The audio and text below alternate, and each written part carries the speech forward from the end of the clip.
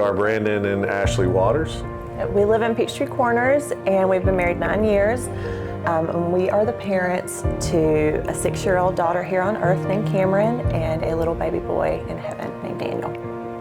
Our grief story started, I guess really in August of 2022 when we found out we were expecting again.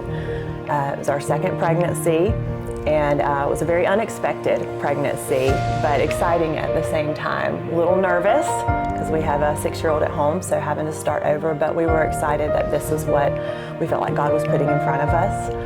And then on April 13th, our story started to change. Everything had been perfect. I mean, every doctor's visit was perfect. Heartbeat always very strong. Passed every milestone, every test.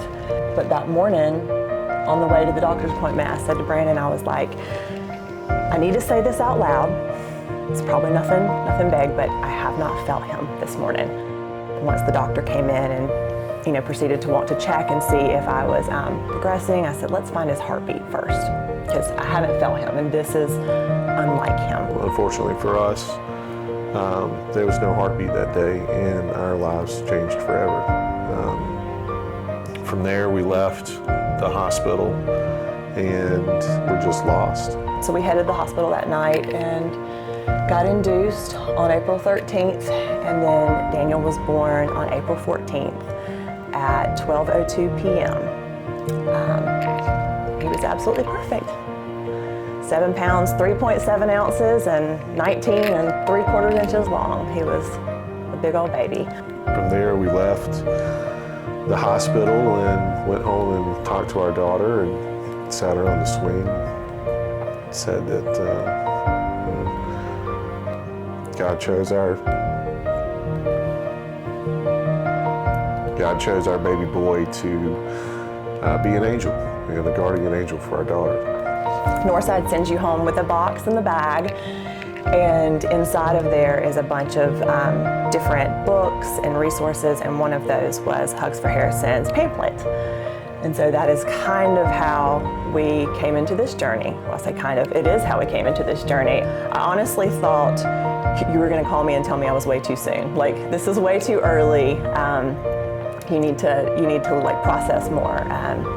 But from there, it just, doors started to open for us that allowed us to start healing, I feel, in a way that I honestly don't know how we would have without the resources that were provided through Hugs for Harrison.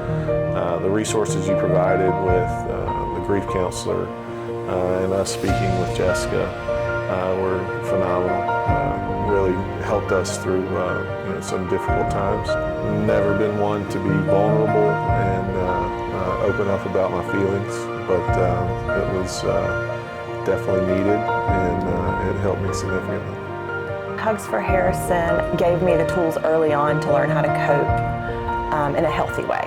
I'm a person of structure, so having those meetings with Jessica every week were good for me because it allowed me time to know going into it, like, we're going to talk about Daniel, we're going to talk about my grief.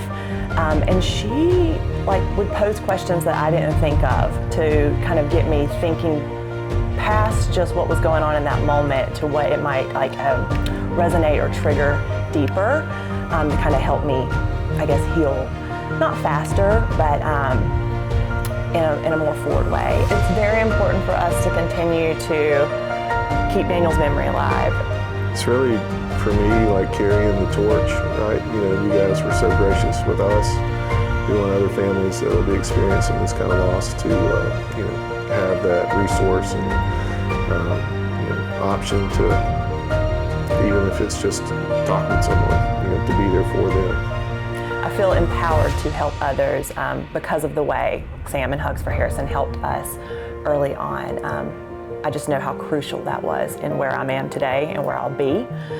And I want to give that back to someone else who will be sitting in our shoes, because it's inevitably going to happen to someone else, and I hope I can stand in that gap for them.